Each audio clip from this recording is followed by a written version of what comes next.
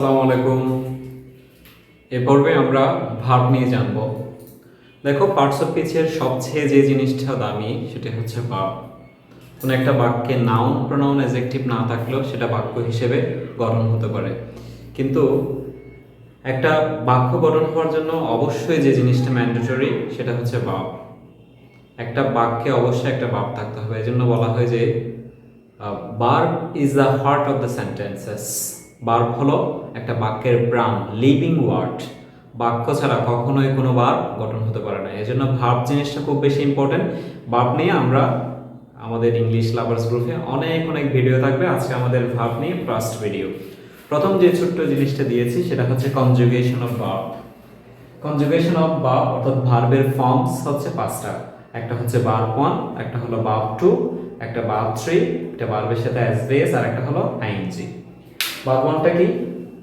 Go, went, gone, goes, going, come, came, come, comes, coming, see, saw, seen, sees, seeing, do, did, done, does, doing, write, wrote, written, writes, writing, begin, begun, began, begins, beginning, run, ran, run, runs, running, read, read, read, cut, cut, cut, foot, foot, foot।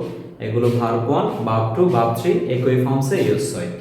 তো এগুলো হলো conjugation of ভার্বের কয়েকটা forms. এরপর আমরা আরো কয়েকটা জিনিস দিয়েছি, সেটা হচ্ছে হাউ টু আইডেন্টিফাই ভার্ব।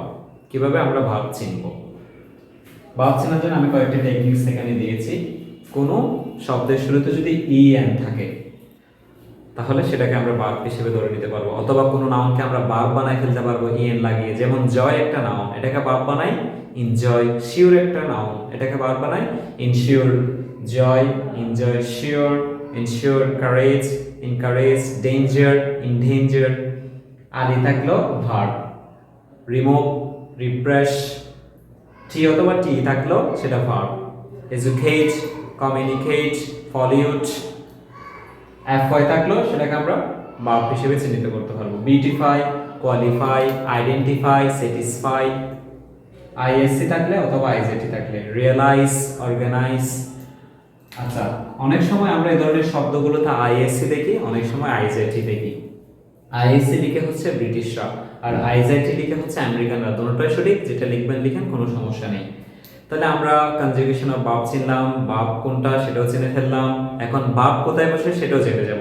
আমি খুব সহজ একটা টেকনিক্স দিয়েছি, বইয়ের হাজার হাজার রুলস দিয়ে নাই, একটা ছোট্ট সহজ টেকনিক্স দিয়েছি, সেটা হলো মডুস। সেটা কি বলতো? মডুস।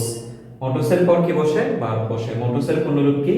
এম উ দিয়ে হলো মোডাল ভার্ব, টু দিয়ে হলো শুধু টু, এস দিয়ে সাবজেক্ট। তাহলে মোডাল ভার্ব টু সাবজেক্টের পরে ভার্ব বসে।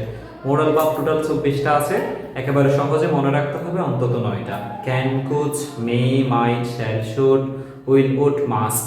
এরপর টু, এরপর সাবজেক্ট। এগুলোর পর অবশ্যই আমাদের ভার্ব বসাতে হয়। যেমন I can do the work. ক্যানটা হচ্ছে মোডাল ভার্ব, মোডাল ভার্বের পর ভার্ব বসেছে। এটা হলো সাবজেক্ট, সাবজেক্টের পরে কি বসেছে? ভার্ব বসেছে। তাহলে মোডাল ভার্ব টু সাবজেক্ট, এগুলোর পর অবশ্যই আমাদেরকে কি বসাতে হবে? ভার্ব বসাতে হবে।